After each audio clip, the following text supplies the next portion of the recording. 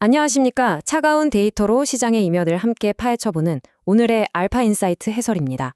본격적인 이야기에 앞서 본 해설에서 다루는 모든 데이터와 분석은 철저한 팩트 기반이지만 투자의 최종 판단과 책임은 언제나 여러분의 몫이라는 점 확실히 짚고 넘어가겠습니다.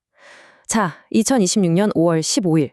아마 이날을 자본시장 역사상 가장 극단적이고 섬뜩했던 하루로 기억하시는 분들 많을 겁니다. 코스피 지수가 사상 최초로 8,000포인트를 딱 터치하면서 모두가 환희에 젖어있던 그 순간 마치 거대한 닷을 내린 것처럼 7,493포인트로 수직 낙하해버렸죠. 단 하루 만에 시장의 6.12%가 허공으로 증발했습니다. 전광판이 온통 시퍼렇게 질리던 그 공포의 롤러코스터 속에서 여러분은 어떤 생각을 하셨나요? 이게 진짜 시장이 무너지는 붕괴의 신호탄이었을까요? 아니면 2026년 하반기를 완벽하게 주도할 궁극의 매수 기회였을까요? 오늘 우리는 얄팍한 시장의 소음을 다 걷어내고 오직 투명한 데이터만을 가지고 이 폭락장의 진짜 매놀구를 완전히 해부해 볼 겁니다. 먼저 이 압도적인 숫자부터 보시죠. 6조 2,900억 원. 이게 5월 15일 딱 하루 동안 외국인이 코스피 현물 시장에서 집어던진 매도 물량입니다. 역대급 투매죠. 솔직히 이 숫자만 보면 겁먹고 주식을 같이 던지는 게 인간의 자연스러운 본성입니다. 하지만 그렇게 하셨다면 매크로가 만들어낸 거대한 환상에 완벽하게 속으신 걸 수도 있습니다. 왜냐고요? 진짜 범인은 따로 있었거든요. 바로 1,499.35원까지 미친 듯이 치솟았던 원달러 환율입니다. 생각해보세요. 달러로 자산을 굴리는 글로벌 헤지펀드 매니저 입장에서 한국 주식을 들고 있다는 건 가만히 숨만 쉬어도 환차손으로 계좌가 녹아내린다는 뜻입니다. 이건 마치 라스베가스 VIP 룸에서 블랙잭을 치고 있는데 내가 쥐고 있는 카드가 나빠서가 아니라 카지노 측에서 갑자기 테이블 판돈의 룰을 바꿔버린 겁니다. 그럼 프로들은 어떻게 할까요? 일단 딜러의 패와 상관없이 기계적으로 칩을 빼고 봅니다.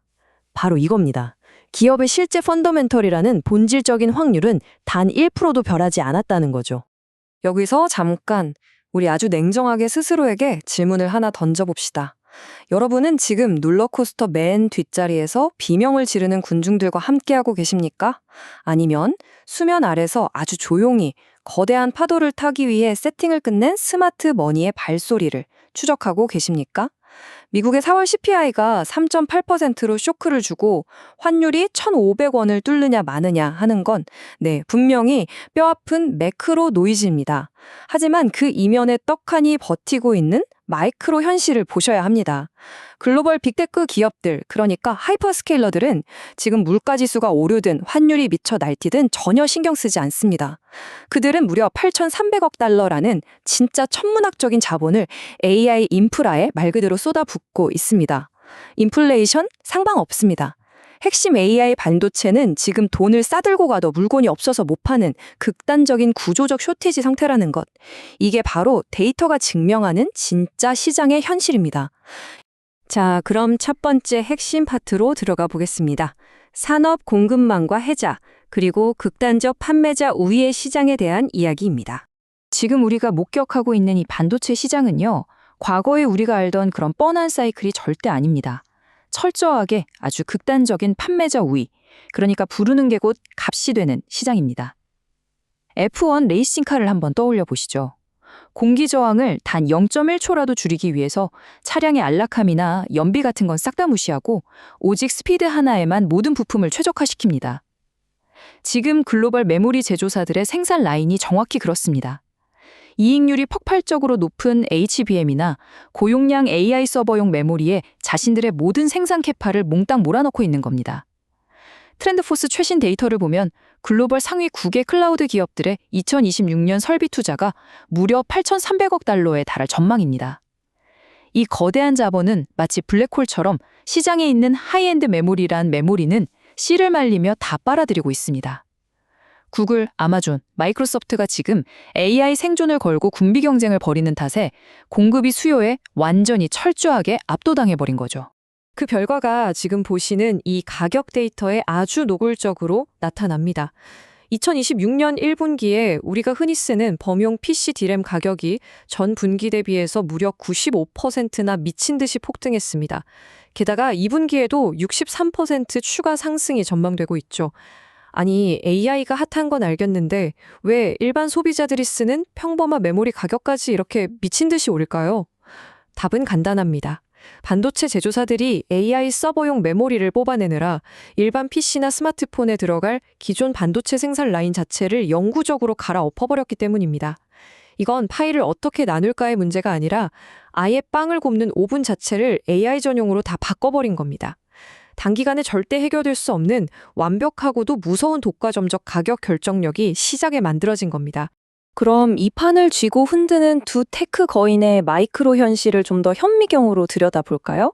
시장이 그렇게 폭락하는 와중에도 SK하이닉스는 1분기에 오직 엔비디아향 매출로만 7조 7천억 원을 찍어버렸습니다. 시장 지배력을 그냥 숫자로 증명해버린 거죠. 삼성전자는 더 흥미진진합니다. 차세대 HBM4 퀄 테스트에서 엔비디아로부터 최고 평가를 받으면서 시장 판도를 뒤흔들 강력한 방아쇠를 당겼습니다. 다만 여기서 우리가 아주 철저하게 콘트의 시각, 기계의 시각으로 바라봐야 할 변수가 하나 있습니다. 바로 5월 21일로 예정된 삼성전자 노조 파업입니다. 여러분, 투자하실 때 이런 노사 이슈에 감정이입을 하거나 정치적으로 해석하실 필요 전혀 없습니다. 우리가 지금 확인해야 할 데이터는 오직 딱 하나입니다. 그래서 이 이벤트가 공장의 가동률과 수율 안정화에 당장 얼마나 며칠짜리 병목을 일으킬 것인가, 오직 이 치밀한 공급망 변수로서의 확률 계산, 그거 하나면 충분합니다. 이어서 두 번째 파트로 넘어가겠습니다. 퀀트 밸류에이션, 차가운 숫자들을 우리의 언어로 번역해보는 시간입니다. 자, 다시 한번 집중해 보시죠. 시끄러운 뉴스창은 잠시 다 닫아두시고 수면 아래로 진짜 돈이 어떻게 움직이고 있는지 추적해 볼까요?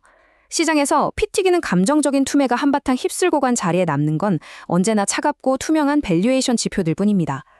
그 폭락장 직후에 글로벌 메이저 기관들은 어떤 포지션을 취했을까요? 도망갔을까요? 골드만삭스는 오히려 한국을 아시아에서 가장 확신 있는 시장이라고 대놓고 꼽으면서 코스피 12개월 목표치를 9,000포인트로 전격 상향해버렸습니다.